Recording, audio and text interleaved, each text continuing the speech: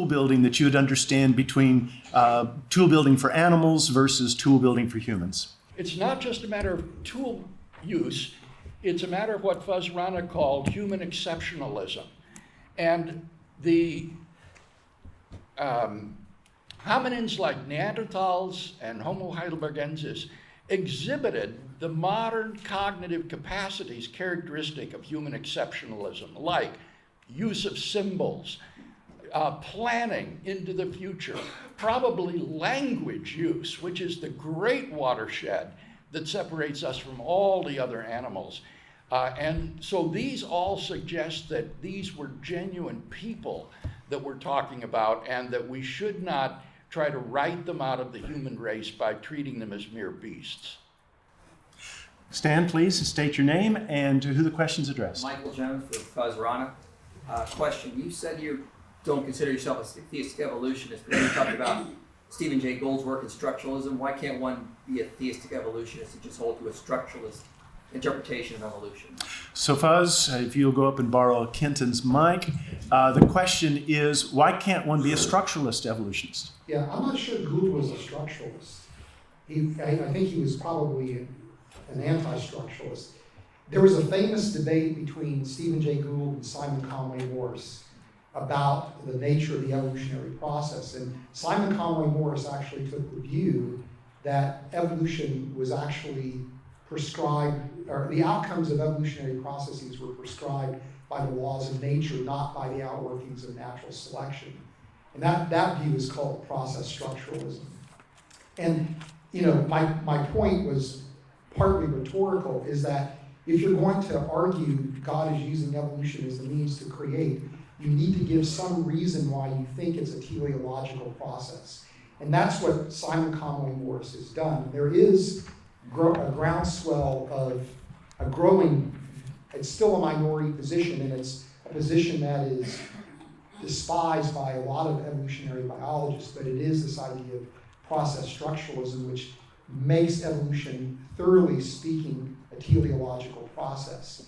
So that to me is, if you're going to go down the theistic evolutionary path, you need to, I think, take into account the nature of the mechanism. That was just simply my point. And there are ways you could do that. Yeah, to your question. Fuzz, further clarification, Gould was an atheist, but Simon Conway Morse doesn't profess to be a believer? He's a theist, and there's there's a small number of Christian theists who are working in evolutionary biology that are process structuralists. And I personally find the position very intriguing. I'm not there yet, but I think it's a very intriguing position that's worth exploration. And I think there's evidence that pushing us in that direction. All right, thank you. I can't resist Go ahead. adding that you can reconcile the contingency of the evolutionary process with divine creation if you're a Molinist. What you need is Molinism. Can I respond? Sorry. Just a second. Go ahead. Can I just real quick? You guys go right ahead. No. I live for this. Okay. This is probably the stupidest thing I've ever done, is to challenge Bill Craig in front of an audience, but no, I actually am not going to argue that point. My point is simply that if you are engaging the science, where you say, look, the science says common descent, that we need to also embrace how evolutionary biologists who are producing that science see the process. What you're talking about really is a theological or a philosophical approach that would argue that that process somehow is teleological, but it's not evident in the science itself. That's my point. Joshua wants to interact, and then I'll get your question. I'll just give you how I would answer Fuzz on this point. Fuzz, and tell me how I'm answering it. Is look, I think first of all, you said about the science is right in terms of how biologists see it. But I'm a Christian and I affirm evolutionary science in the same way that I affirm that casinos have random casts of dice. I think Scripture talks about random casts of lots. I think that God providentially governs all things. Yeah, it's in the Bible. I know because Scripture tells me that. And so the fact that I can go into a casino and it looks like randomness to me is merely because I have a limited human view.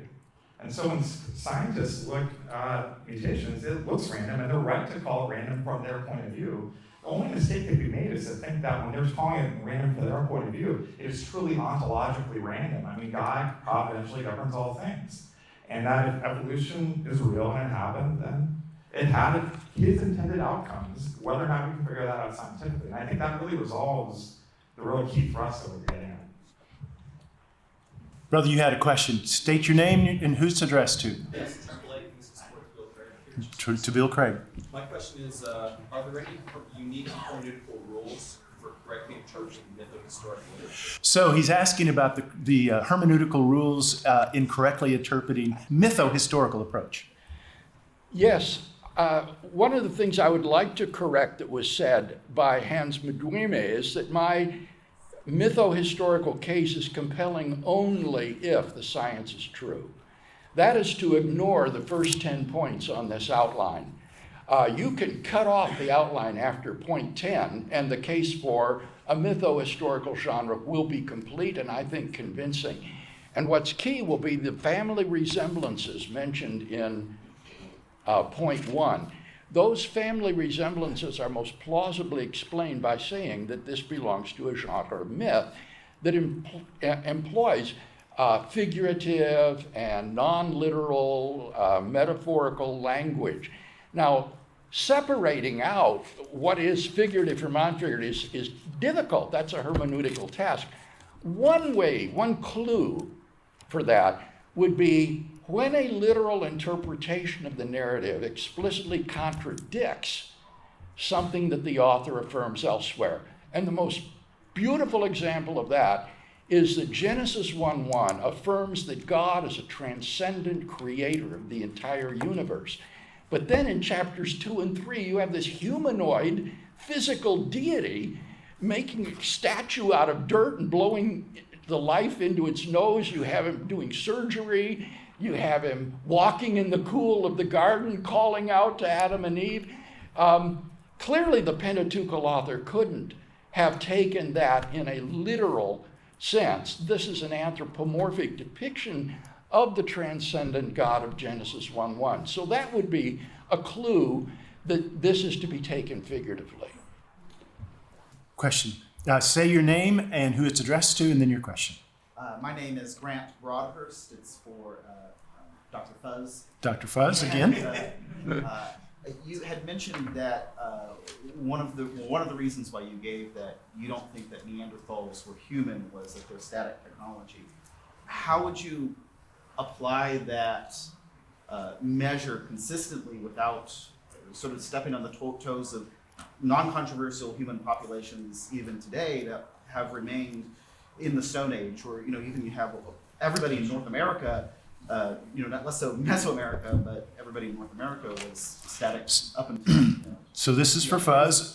The question is, since you're using the argument that the Neanderthal technology was static, how does that then apply to cultures and societies that remain primitive? I think the difference is that those cultures have symbolic behavior, and I think it would be a mistake to say that their behavior is unsophisticated. And for me, I think symbolism is the marker for the image of God. I'm actually highly sympathetic to what Bill Craig is trying to do. I just think that it's very hard from the archaeological record to extract. It's all speculation when you're saying this particular feature must have required planning depth, must have required technical innovation, must have required language. That's all highly speculative. Whereas if you're looking at symbolism, that's something that I can go to the archaeological record and say, this is clearly evidence for symbolism, it's unequivocal. And again, that symbolism to me is a game changer because it opens up the possibility of mental time travel, a fundamentally different way of problem solving. So anyway, so to me it really becomes a question of what is it that you define as being ultimately responsible for human exceptionalism. That's where I think Bill Craig and I disagree. But I don't think that it's very clear that these groups that didn't see technological advance, right, they're still they have capabilities for symbolism, and what they're doing is sophisticated in its own right. I think we want to be careful about that. So it's Marcus, less about excuse me. You want to do a brief follow-up? So I just wanted to clarify. So it's less about the technological advance and the staticness of the Right. technological advance, but the symbolism Right. within the culture. Right, okay, and the point I was making about the technological advance is that that's what's stark about the archaeological record associated with humans and with Neanderthals, is that there was a technological evolution for humans. You didn't see it with Neanderthals. In other words, there must have been something different. And so Tattersall and Chomsky argue that it was symbolic capabilities, right? So that's the point. Marcus wanted to have join in here. Sure. I'm looking at the Neanderthal record of what they did and what they made and where they were and how they got there. I don't see any sort of evidence for staticness to them. Rather, we see continuing evidence building up over time. In the last 15 years have been a bonanza for those working on Neanderthals, to the point where we know that they had necklaces of eagle talons. If we're looking for something that's symbolic, certainly jewelry, I think, qualifies as some type of symbol. We know that they used ochre for a variety of purposes, probably including decorations of themselves and their abodes. We even know that they were using things like twine. Yes. A report that was made last year, the first evidence of fibrous twine twisted in one direction and then cords retwisted in a different direction to make a braided cord.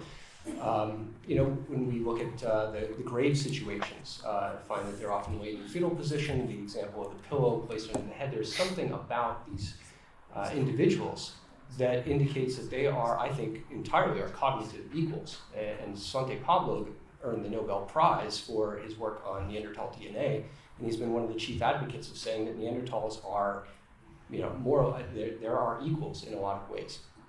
And so I don't see a way in which we can kind of build a beachhead against Neanderthals becoming humans, that's been done in the past, and the evidences for human exceptionalism in comparison to the Neanderthals have continually been chipped away to the point where now it's like, well, okay, it can't be the technology, it's got to be the symbolic work, so we need some sort of painting. Well, we now have the Neanderthal hashtag.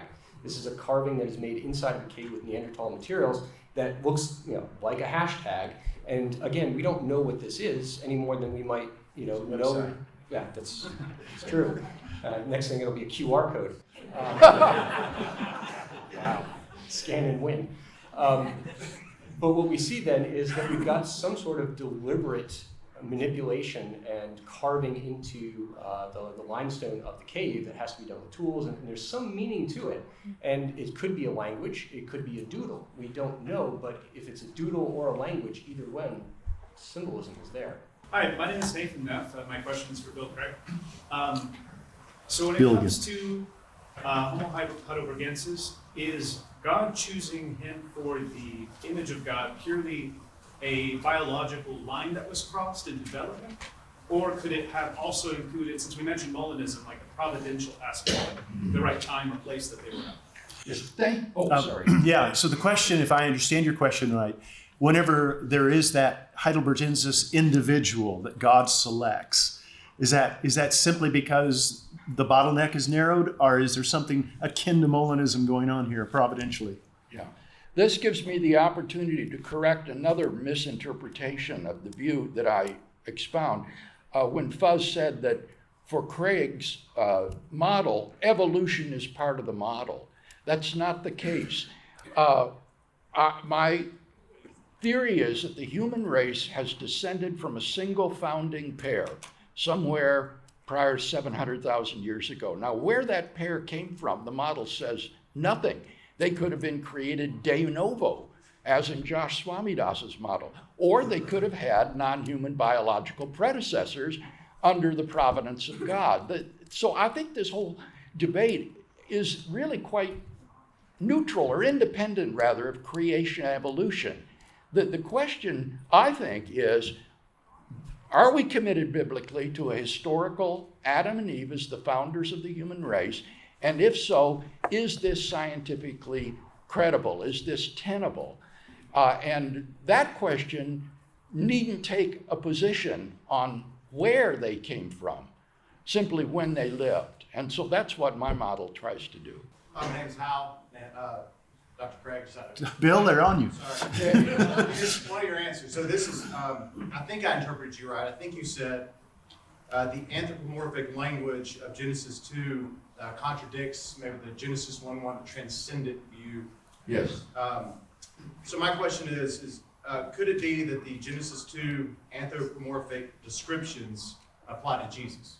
So the question is, does the anthropomorphisms of Genesis 2 contradict the transcendence of Genesis 1, or could this be some type of pre-incarnate Christ? Yeah. I think it's illicit hermeneutically to import the pre-incarnate Christ into the Genesis narrative. I think as Old Testament scholars, we want to try to understand what the author and his audience would have understood this to mean. And so I see no basis at all for thinking that prior to his virginal conception, there was actually another incarnation of the second person of the Trinity. I think that's a kind of theological concordism akin to reading modern science into the narrative. Now you're reading modern Christology into the narrative. I'll give you a follow-up. Yes, briefly. This is more hermeneutical. For the original audience, then, are we saying that it's necessary that they actually understand everything that they're describing? So the question, if I understand it correctly, if we're going to have proper hermeneutics, does the understanding of the original audience limit how we can understand the text? Is that what you're saying? Yes, because you're saying, like, how would the original audience have understood this? How would the original audience have understood? And the author, but I'm saying, therefore, does that necessitate that the author have full awareness, full knowledge of everything that's being revealed to them? Can more be revealed in a text? Yeah, I guess I don't want to go out on a limb there lest I infringe on prophecy, that the prophets themselves may not have understood the complete fulfillment in Christ. But that's a quite different literary genre again than this. There's just no grounds at all, other than the fact that we believe in an incarnation of Christ much, much later, for thinking that what the Pentateuchal author is describing in Genesis 2 and 3 is a pre-incarnate Christ. And so I do think that that's an illegitimate import. My name is Andrew Drinkard, and my question is for Dr. Fuzz. Dr. Fuzz. And you may have touched on this, and I might have missed it a little bit, but what are the implications, I guess, for the Imago Dei as far as like non-human hominids interbreeding with Neanderthals if they're not humans? Yes, so it's the bestiality question once again. If Neanderthals were not image bearers, and there is evidence of interbreeding, what does that do theologically to your view? Well, I actually think the model that Andrew Loke presented for how the image of God would spread between humans that are image bearers and humans that are not image bearers would apply to, in my model, to human Neanderthal interbreeding, right? That if you take a creationist view, then God would honor the fact that one of the parents was an image bearer, and in the hybrid would create the image of God, knowing that hybrid would likely interbreed with other humans. And if you take a traditional view, then if one of the parents bears the image of God, the offspring is going to bear the image of God. So. Marcus, you say you want to respond? Sure. As we've all noted here, the evidence for Neanderthal, Denisovans, and Homo sapiens interbreeding is quite compelling. And this brings up for my older advocates here, whether theistic evolution or old earth creation, is a very difficult problem of bestiality. Nobody likes saying that word. I don't like saying that word. It's a horrible word. But it's a reality that they have to come to grips with, because in something like Andrew's model, and as Fuzz is just talking about here, there comes a point in time in which members of the image of God have sex and proliferate with animals. Animals that coincidentally look exactly like you and I, behave exactly like you and I, have spiritual connections. They might worship things. They are biologically identical to us and behaviorally identical. In Andrew's chapter, he says that the one thing that they don't have is the image of God, but they have everything else. And I find it not difficult. I find it unconscionable to posit the idea that there could be two people. So let's say Adam has brought all the animals to name, right? And he has brought a Neanderthal, and in some models he's also brought a Homo sapiens. Like, no, those don't match me. That, I think, is insane. I mean, I hate to put it that bluntly, but Adam is to name all the animals, and he does, and there's no helper that is found for him. God makes a helper that matches him, and in all of these models, there are available helpers out there that are biologically compatible with them. Why would we call them animals? That it starts a conception of looking at people who have all of the qualities of people and saying they are not people. That has led to the darkest situations of human history, and something that we ultimately absolutely must reject, in my opinion. From a young earth creation perspective, as I've laid out, we do not have this problem. We have others, no doubt. We have others, but we do not have a problem of looking at others and saying, okay, well, we bred with them, but they're animals, and so what do we do with the offspring? And I don't Can I have respond that to that? problem, right? You may or may not have It's that not all problem. the other views. You may or may not have all that problem, Bill, because in your model, you could end up with a deep genealogical Adam, because you talk about that in your book, that your initial argument could be that there are just two progenitors, or that they are chosen out of a group, and that they could end up interbreeding with other members. So you have the same problem, you just buried 750,000 years ago. And I'm sorry, it's putting it way, way deep in, I don't have to pay an paleontologist, I don't mind throwing those numbers around, but putting it that far deep in the past doesn't avoid the problem. Andrew, did you say you wanted to say something? I think Joshua does too. Yeah, that's right. So, Ross, Marcus, I think you have once again misrepresented my view. Because your objections I have already responded to multiple times, but in your response you keep repeating the same objection again, but not listening carefully to what I said in my book and my response. So now, on one thing is that first of all, my model doesn't necessarily require. My model does. On my model, this mating with other non-human and homo could be done as a result of sin. Right, so I'm not saying that God, so they disobeyed God, right, and mate, right, with others. And the other issue is that you also claim that my model says that there's no difference between the human image-bearing and the non-image-bearing. But that, again, is false. I already corrected you multiple times. On my view, there is difference, right? So on the image-bearing humans, they have this capacity to be aware of the Creator and to worship the Creator on my model, but it's not the same, right, for those outside, for those who are not, don't have the image of God. So there is a functional difference, and there's also difference in capacity as well.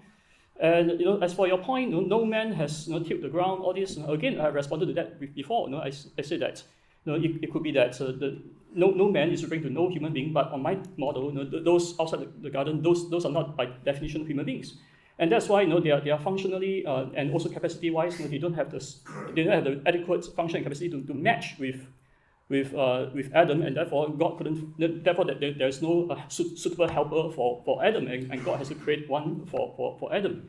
And so when the Bible says no man, it's not saying that there's no anatomical homo around, but it's just that there's no one with the image of God capacity. Right, and also in your points just now, when you mentioned just now about, you claim in your presentation earlier on that cosmic suffering as a result of Adam's fall. Again, I responded to that before by saying that Romans chapter 8, it doesn't can be understood as referring to Genesis 1:2. So the suffering could have existed before Adam's fall. And also you make the claim that when does sin begin? You say sin does not exist when Adam does not. Now again, that's a false assumption, because when we read the Bible, we find that the devil will have sinned before Adam, right? And then Genesis chapter 6 says that all flesh have sinned, which means that it's also possible for non-humans to sin as well. And so this is a problem that I keep finding in young earth creation is that I think your interpretation of Bible is problematic. You are reading too much into the text, which is not what the text is actually necessarily saying.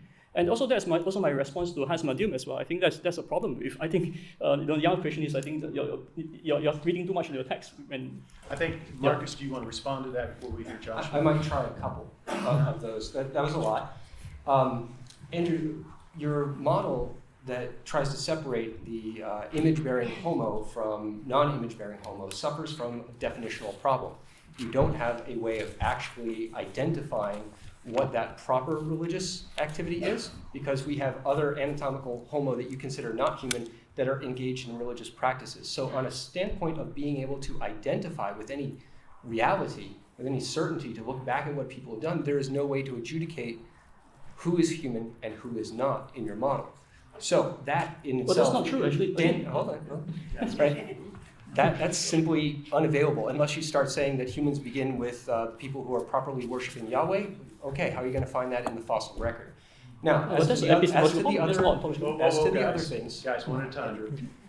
As to the myriad of other questions, I can't answer all of those, but yes, you responded to some of my critiques in the book. I responded to them in my reply. Your argument that Romans 8 is talking about frustration that was built in during Genesis 1, I think, is an unsupportable claim, because Romans 8 has numerous indications that it's talking about Genesis 3, which is what I said both in my initial reply and in my response. Things like groaning, that the creation is groaning in travail like a woman in childbirth. There's only one place where we see pain and childbirth in an association with the groanings of the creation, and that's in Genesis 3. It has nothing to do with Genesis 1 or Genesis 2. As far as young earth creationists reading too much into the text, we certainly have at times. That's certainly the case. I think that's probably something all of us have done. I think what I run into a problem with your model is that your model is ill-defined and then claimed to be able to withstand any type of falsification. As a scientist, when you have something that is able to withstand all forms of falsification, I get red flags, and there are many, many of them that I see in genealogical atom views. Joshua, and then I'm going to ask Kenton a question. Oh. Yeah. Darn. Let's take a deep breath. There's a lot of stuff talked about just now. No one here is a racist, at least maybe you are, I don't know. I'm not. And I'm definitely not committing bestiality. Okay, whatever. Look, okay, so here's the thing. I want to pull back from that really highly emotionally charged thing and point out what the disagreement actually is about, okay? And it's far more interesting. So the actual disagreement is about the image of God. And this is actually something I disagree with all three of them about. I don't know where you stand on this, but this is actually something that wasn't represented in the book, okay? The first thing is this: is Adam and Eve the first in the image of God? The three of them would all say yes, and I would say no. I'd say the image of God could have been before Adam and Eve. And my reasons for that are hermeneutical and also historical. The doctrine of Genesis is connected to conceptions of sin, not conceptions of the image of God. And so if they're wrong on that question, then this problem that Marcus is raising entirely evaporates, because people are outside of the image of God and fully human in that sense. Okay? That's the first thing. Second thing is this: what actually is the image of God, which is a major topic of debate. And one view is to equate the image of God with human and do that. That's basically what the three of them are doing. Once again, I think that's just not to say to be a human is to be in the image of God. To be in the image of God is you're kind of looking at maybe there's some qualification that I'm missing. But you think that no one before Adam and Eve was fully human, and none of them before Adam and Eve, and none of them were in the image of God, because you link at the image of God and being human together. That's a view that many theologians have. These are two systematic theologians in the center here. But when I talk to exegetes, that this might be a minority view. I think the majority of them take a very, very different view of the image of God. So you take a view of the image of God that says that people can be in the image of God and be fully outside, not in the image of God, and be fully human in terms of any sort of scientific sense, in terms of their capabilities. And it's not actually about whether they're human or animal, but it's merely that in our image of God or not. And combining that category through this and past, then once again, this issue actually just completely evaporates. Now, I'm kind of more undecided on that issue, but I don't think that there's any good hermeneutical support for saying Adam and Eve were the first in the image of of God. They could have been in the image of God before and outside the garden. So I think that's actually the core disagreement there that's being hashed out. And I think that that's one of the places where there needs to be more discussion. Hold it on the mic because Kenton's going to need it. Kenton, thank you for your presentation. Talk to me a little bit about what your viewpoint does to New Testament Christology, particularly the Pauline Christology of Jesus as the new Adam, the second Adam, and what Paul does in Romans 5 and 1 Corinthians 15. I know that you want to have a high Christology. So how then do you retain a high Christology with a no Adam view? Right. Let me preface with one quick comment. My view of Scripture in the Genesis account doesn't really make a claim about whether it points to anything in particular about whether there is or isn't historically an Adam and Eve. My point is that Genesis, the author, I think, believes there is an original human couple, and that this tradition then becomes a part of the whole Jewish and Christian tradition. I don't expect him as an ancient author to tell me about science and modern science. So when I turn to the science, I'm just looking to see what the science says. I'm not trying to take an ancient text and turn it into a scientific text. If it turns out that, there was an original human couple in the evolutionary process, okay. I don't think that's the case. I think there's speciation is always true. When you have a species, it never starts off with a million exemplars, right? You have a smaller group. So, if the speciation is viewed as a group of 10,000 or 1,000, that still isn't 2, right? So you have to get down to 2. I'm not saying it's impossible. I'm just saying that I wouldn't base it on Scripture. I would base it on science. And if the science says there was 2, good. There was 2, and good for us because it matches what we would like to be biblical, right?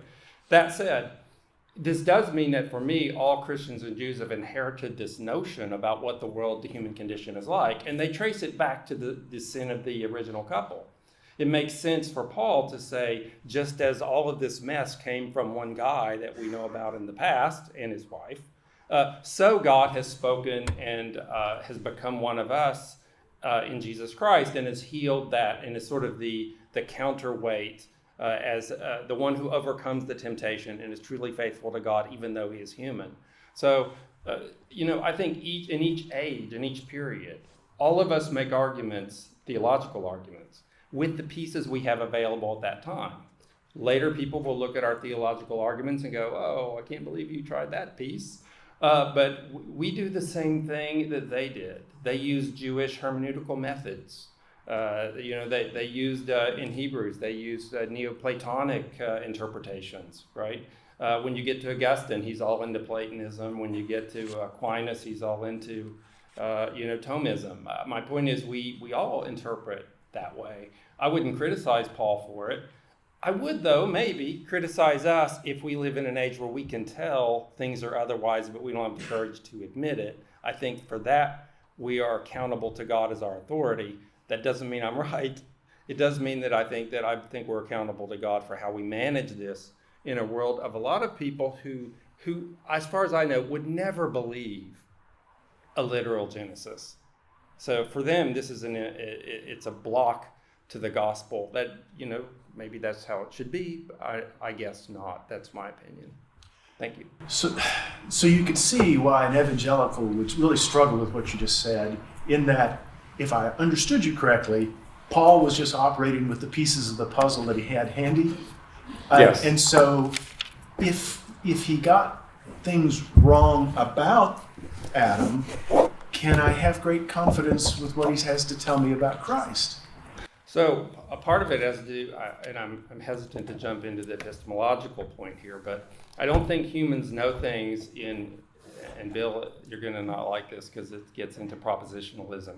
I don't think people know things in like bits and pieces of true fact, false. Like we create a picture of true and false facts.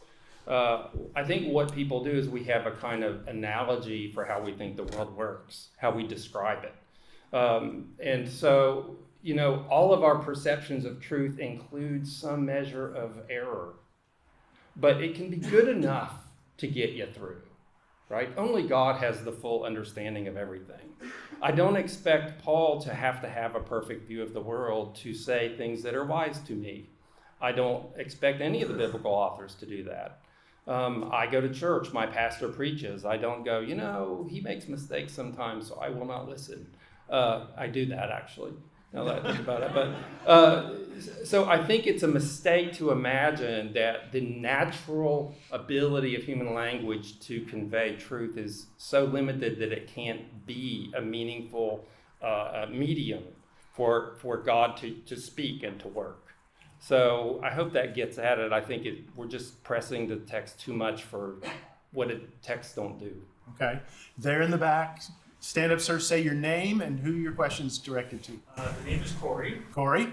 For Dr. Ross. Dr. Ross. I'm wondering if you could, from your view, help us understand how you see Genesis 4, 14 and following, the text about Cain going out and his fear of whoever finds him will kill him.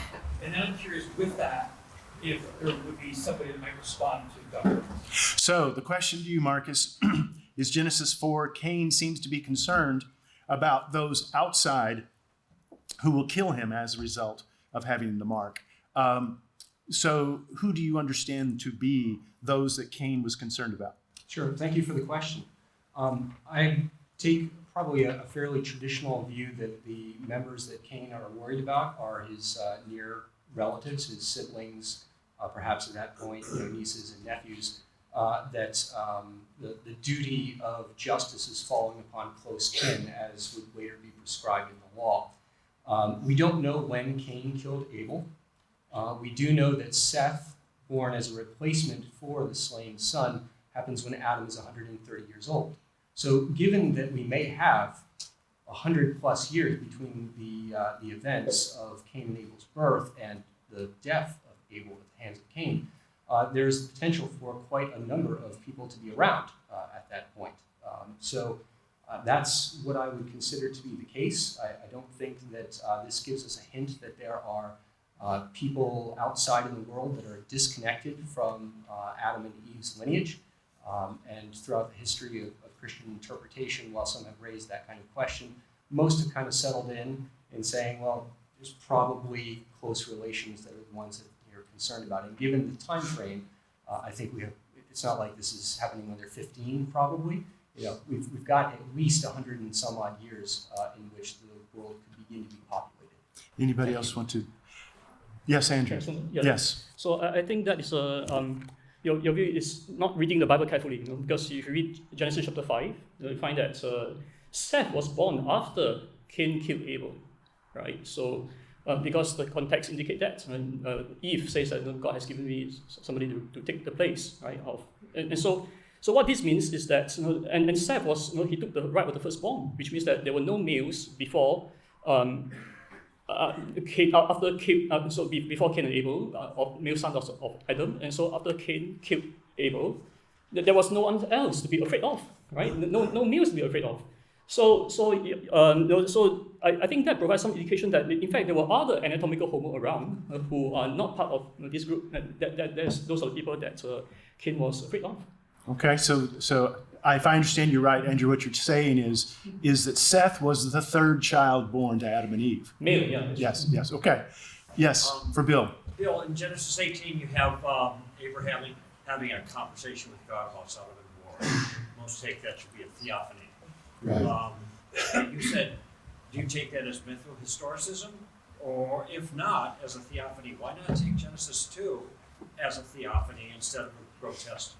There's a number of theophanies in the Old Testament. How do you interpret those?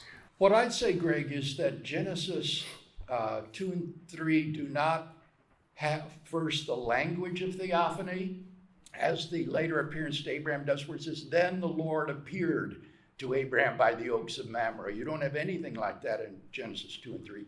Secondly, some of the anthropomorphic descriptions of God in Genesis 2 and 3 are when Adam is asleep, or before Adam was created out of the dust of the earth. So they couldn't be theophanies, because theophanies are phenomenal, right? And so these are not plausibly interpreted, I think, to be theophanies. Name's Jacob, also for Dr. Craig. I've been told most models of Adam and Eve, you have to either take on the issue of bestiality or incest. Does your model get around both of those issues, or do you have to accept one or the other? So do you accept either bestiality or incest in your model? I guess I would go with incest. Adam and Eve's children married and interbred with one another. I don't see any problem with that. But I don't think that there's any reason to think that they engaged in bestiality. Even on your view, Marcus, if there are Australopithecines and other hominids running about, those could be copulated with. Not only some sort of pre-human hominid. So there's just no reason to think that they engaged in that kind of bestiality. But if they did, then as I think someone said, it would be sinful and hardly unexpected from fallen humanity. This dear brother over here gets the last question. Say your name and who the question is to. My name is Bruce Proctor. My question is directed to Dr. Ross. Ross? Having seen Ben Stein's movie, Expelled Intelligence, okay, I was wondering why is it, this is a different angle, why is it that the evolutionists have more influence on our college campuses than do the creationists? I'm just wondering, why that even politically, some creationists have been dismissed or fired because they believe in intelligent design. So the question is, why is it that, let me restate that a little bit. Why does it seem to be that creationism has not gotten traction on our college campuses? Well, thank you. Thank you for the question, for bringing up that excellent film from 2007. I know a little bit of this type of behavior myself. I was nearly thrown out of my master's program at the South Dakota School of Mines and Tech. They knew I was a young Earth creationist when I was accepted into the program, but they did not believe, I guess in their own minds, that actually meant anything, that was just a spiritual sort of thing that you believe, and it would be nothing that you could possibly bring to science, because in their view, science was only done by certain types of methodologically naturalistic rules, and to reject those rules in favor of something else meant that I must be, somehow devious, a liar for Jesus. Those were the sorts of fun phrases that were being thrown around at that time. So I'm very familiar with that. And even during my PhD time, Eugenie Scott, who featured ill prominently in the film, she called up my advisor, my PhD advisor, on 2 different occasions to let him know just what sort of person he had taken on as a student. He knew that very well, thanks, Jeannie. But so there are some people out there that view it as their profession to try and hurt people and to bully and to intimidate. I'm thankful that my PhD advisor didn't really care so much about what Jeannie Scott thought about me. So there is an active attack at times. Mm-hmm. That said, I went through my program from K through PhD in public schools. I never spent a day at a Christian school until I started teaching at Liberty University, where I could kind of do science the way that I thought it ought to be done. And I think that there's a lot of academic pressure going through programs, as I did, that selects away people who might be creationists, because you're going to face certain levels of persecution in your classes. You're going to face higher levels of persecution in your advanced coursework of master's and PhD, because now you're going to be a peer. And a peer is a different animal altogether than an undergraduate student. So you can get away with a lot when you're young, and you can't get away a lot with much else. But also, many of the wounds for young Earth creationism are self-inflicted. We have not treated those who disagree with us very well at all in the past. I seek to change that. I have good friends who are evolutionists. I have good friends who are evolutionists who are Christians, and those who are non-Christians. It's going to take a while to build that reputation back up. And I can give a quick plug for, say, Cedarville University, whose geology program has been churning out students now for about 15 years. Some of them have now gone on to get their PhD. These are people who go to the standard geological meetings. They present posters and papers of their research, and they have trained people who are training people in other places now. And it's an exciting time, actually, for young Earth creationism, as we're seeing a development where the colleges and schools are beginning to emerge as major players in developing talent and thoughtful creationists who are interacting with those who disagree with them. And as that happens more, My hope and my prayer is that we'll see more young Earth creationists in the Academy who are able to represent a position at a scholarly level that's demanded of the Academy. On that hopeful word, I want to express my appreciation to the panelists and the respondents. Would you join me in thanking them?